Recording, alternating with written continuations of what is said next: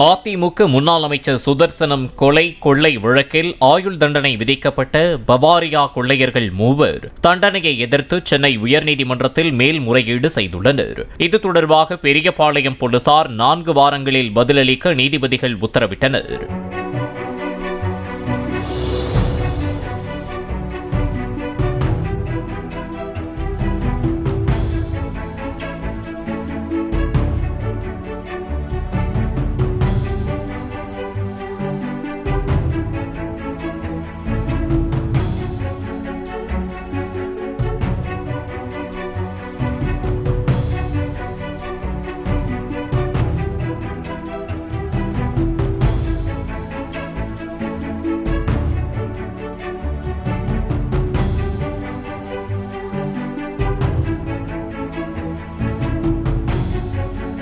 Play store மற்றும் app ஸ்டோரில் இருந்து பாலிமர் செயலியை QR கோடு மூலம் பதிவிறக்கம் செய்யுங்கள்.